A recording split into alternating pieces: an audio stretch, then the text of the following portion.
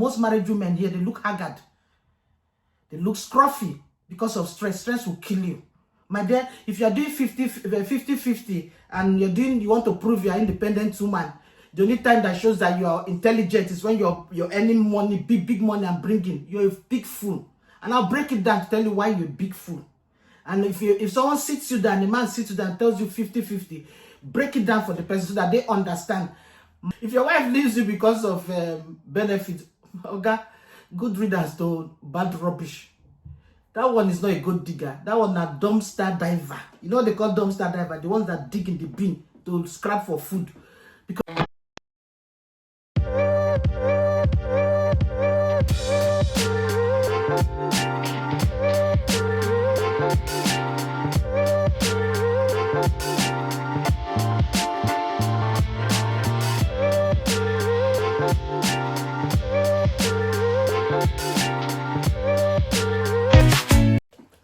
hello and welcome back to my channel. I am Madam Jomze.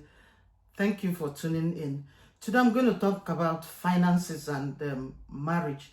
So I'll talk about based on my experience.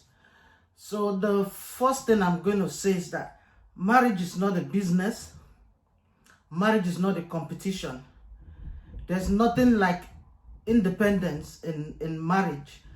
Rather, it's interdependence. Marriage is a covenant. Marriage is 1 + 1 = 1. It's not half plus half equals 1. So it doesn't make sense in terms of mathematics. Why I'm saying this is in regards to the concept of 50-50, which to me it's a fraud and a scam. And I find it that it's a problem in marriages. And I'll tie it down to why it's a problem based on marriage is very complex. Finance is not the only aspect of marriage. There are layers to marriage. Then I also tie it to the aspect of culture, why it's a problem based on culture and modern trends. I would say for culture, I'll speak about the Nigerian culture. That's what I know. In our culture, I don't care whether you're Christian or you're Muslim or whatever you are. If you want to speak the truth, you want to be honest, our culture, money is God there.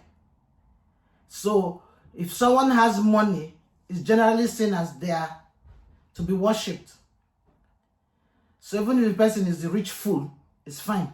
What you see, if someone brings that mindset into marriage, it becomes a problem. For example, if a man is okay, let me just put it this way.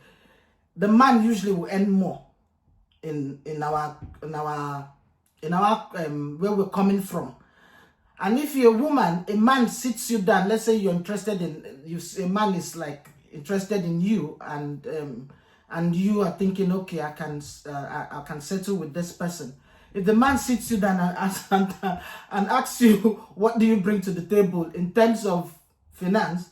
If the man cannot see what you're bringing to the table, my sister, run as fast. If someone should ask you that question, the truth of the matter, run as fast as your legs can take you. Run as fast as your legs can take you. Because you will keep doing interview every day. They'll be asking you, what do you bring to the table and how useless you are. If they see you're not meeting up in their own mindset of what they think you should be bringing as per finance, that's what I'm talking about. You understand me? So we see that because of that culture, if someone has that mindset of where, money is all that counts, any other thing is rubbish, and you marry that person, you're going to be in trouble. You forever trying to prove yourself and your finances. Then if you're a woman, because I've seen that too, where it's a modern trend, where the woman is comfortable, they'll tell you that independent women. My dear sister, you will die before your time. If you're doing independence in marriage, you will die before your time. It's guaranteed. The first time when I came to the UK, I won't really say I was new because I lived in London before moving to Scotland after my marriage. When I moved to Scotland, I think that was when I started hanging out with married people. And what I realized that most married women here, they look haggard. They look scruffy because of stress. Stress will kill you. My dear, if you're doing 50-50 and you want to prove you're an independent woman, the only time that shows that you are intelligent is when you're earning money, big money and bringing. You're a big fool. And I'll break it down to tell you why you're a big fool. And if someone sits you down, a man sits you down and tells you 50-50, break it down for the person so that they understand. Marriage, you can do that 50-50 in, Beyonce's song, that Beyonce and the Destiny's Child, the independent woman. You see that line where it says, I'll ring your celly when I'm feeling lonely. I only ring your celly when I'm feeling lonely. When it's done, please get up and leave. You do that in that kind of relationship, not marriage. When it's, what they call it, friends with benefit, no emotions attached. So that's why I said marriage is not a business. But when it comes to marriage, because there are layers to marriage. So when a man sits you down and tells you 50-50, you tell the man, you cannot be only married. So you're going to do 50-50 for home or for the housework. Are we going to do 50-50 for giving birth? Because what you're trying to say to me, you're going to carry half term of that pregnancy. So you carry the 4.5, I carry 4.5 months. Then you know that one part, I know like my own, the beginning part wasn't that hard, was at the end I really struggled. So who's going to carry the end part? So we begin to see that that's just nonsense, because you cannot quantify what is brought to marriage. Marriage is two people sitting down and agreeing to give their all and themselves to do life together. So when you start doing all this, you bring, I don't even know where people get these concepts from. I've never, me and my husband have never, it's never crossed our mind to say 50-50. So the funny enough today, I was asking my husband, what do you think about 50? My husband said, what is 50-50? So it don't, in every way, it can never be fair. It can never be fair. What marriage, when it will work, is when you say, you're going into marriage, I'm going to give my best. Each people involved in the marriage, the man and the woman, they're going to say, I'm going to give my best. If you love someone, you give them your best. I'm not saying that you lose yourself in your marriage. No. If you love someone, you're going to give your best, and for the betterment of your family. So when somebody was saying to me that couple that they know, they sit down, to the point they write list for grocery list, then this one will bring her for feet, and the other will bring her. What nonsense is that? As in, how can you live in a home like that? I don't even understand. Even in normal relationships that don't have anything to do with the person, do you even get to that petty? You don't even get to that petty. You don't get that petty. So why would you do it for someone that you say is you love the person and the person is your husband or your wife? I don't even get it. So it's absolute rubbish, because it can never be fair. And human nature, naturally, we tend to want to score points. So I did today. Tomorrow you do. And if you don't meet up, first time, second time, third time, the person starts to resent you. And that's why people start to see marriage begin to be, will break down. It's doomed. For me, it's doomed for failure. It's just doomed. It's doomed. It's from the beginning. It's not a good strategy. So I do believe it's 100. You're 100%. And my 100%. So marriage is about interdependence. It's not independent. You cannot do independence in marriage. You can do when you're single. I don't have any business with you. I do my thing. But when you finish running and go, you come back. The thing in the house does not finish. Like work finishes. You finish your work, you sign out. When you come home, we start another work. So today you say you wash plate, I wash plate tomorrow. Oh, what, you sweep the house today, I swept. You mop today, I mop tomorrow. I don't just, it's ridiculous. So as I said, it's best when people understand I'm going to give my all, and you appreciate each other for what they bring. And if you're a woman, you earn more than your husband, you're not there to go and start telling everybody. You let your mother know, your father know, all your siblings know that you earn more than your husband. Then they start to disrespect the man because of the things you're saying. Once you start letting them, knowing the kind of place that you're coming from, if it's Oyibo don't care who earning more than who, what, it's not their business, they don't care. But where you're coming from, you know, if you're from Nigeria, I don't want to talk about that, you know that man will be disrespected because of the culture of Nigeria. That our culture is money is everything. Money is their God. Whether people want to accept it, no matter, they steal from you, from church, steal from everybody. But the one that is claiming they are this, they are that, they're all thieves, from politician to the least. They're thieves. It's a mindset. And people are greedy. And we have to say the truth. So if you come and start doing all of that thing, you're going to be telling your relatives you earn more than your husband. You let them know. Of course, they're going to disrespect your husband. So you cover. Marriage is to cover. When one person is weak, you cover that person.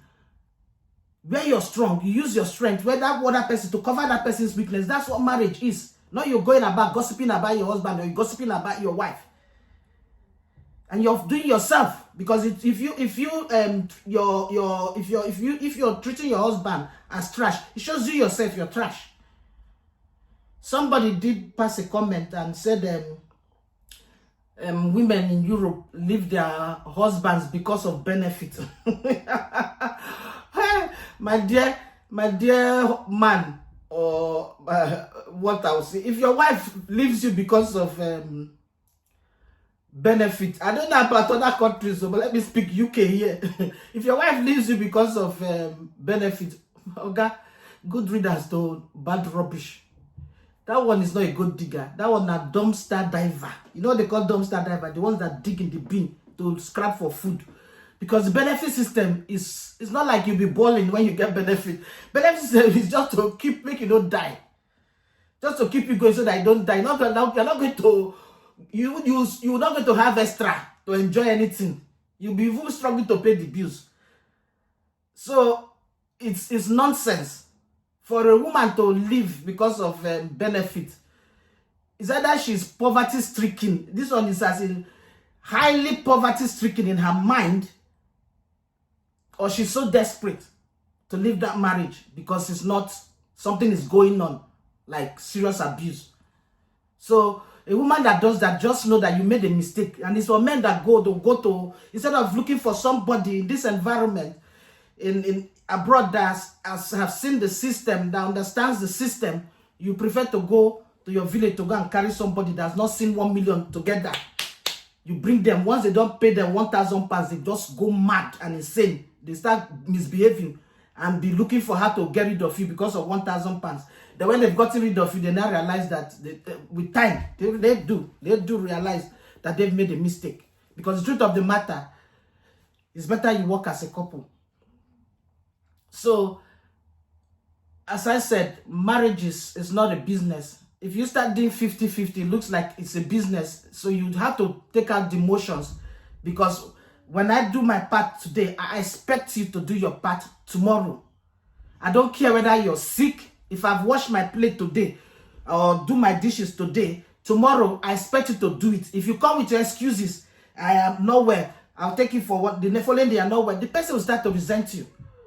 Or if you bring 50-50, I brought my 50 of this and I brought my 50 of my rent today and you didn't bring your rent. If the person is now, let's say something happens and they cannot go to work or whatever, what happens? You start to resent the person. You'll be fine initially, okay, I love you, I love you, I love you. After some time, you begin to think, what is this? They're not even meeting up. Because it's the mindset. And if you're a man, and that's another advice I'll give to men. If you're dating and you've not married, you're financially stable, and you're dating a girl or woman anyway, I'm assuming you marry a woman, not a girl.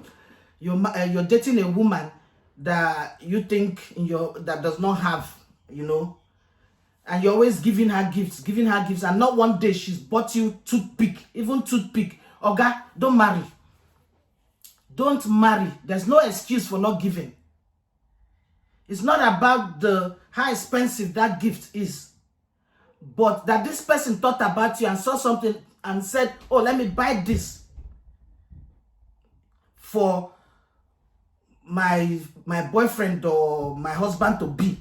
Is the thought that went into it, is that ability to be able to sacrifice. Even if she doesn't have, let her take from the one you've given her and buy from you and buy for you. Expect it that person, if that person, it shows that the person is self-centered, they cannot do it. So especially when you meet people that it's always they collect, beggar doves. They can beg. They're not good givers. They don't know how to sacrifice. That's why they can beg. So when you meet someone, if you're financially stable, that's also, it should be a red flag. If you're the one spending on this girl, spend. Not one day can she come and say, oh, take.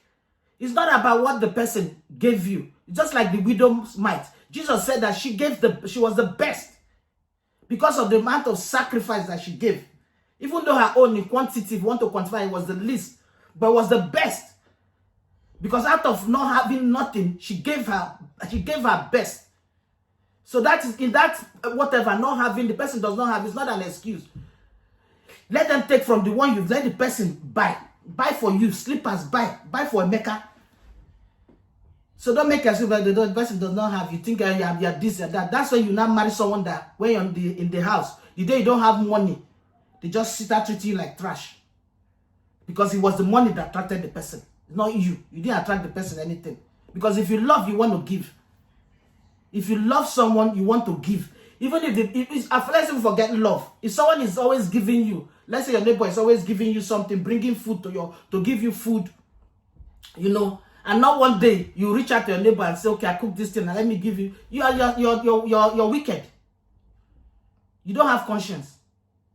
So if people give you, it's a common response. You want to give back, give and it shall be given unto you. So that person that is always collecting, always begging, mark those kind of people. Not an excuse. Whether they have money, they don't have money, it's not an excuse. The little they have, let them give from it. So, I'm just going to end it here. So, the point is just that marriage is very, very complex. It's a very complex thing. You have things, it's not just finances. So, you cannot come and say you're just doing 50-50 for finance. If you want to do 50-50, then you have to do it for everything, and which is going to be impossible. You cannot quantify love. You cannot quantify emotions. You cannot quantify childbearing or raising up a child. You cannot quantify the things that you people bring for each other. The comfort, the emotional support that you have someone to call upon when you're stressed, when you're down. You cannot quantify it. You can't. So it's not a business transaction. So thank you guys for listening today. Hope I've been able to, like, someone has been able to grab something from what I've said.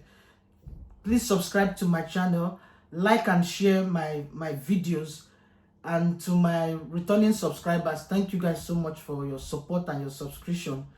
Thank you guys so much. Please comment, share your views, like and share my videos. Also click on the notification bell so that you get notified anytime I upload a new video. Thank you guys. Bye.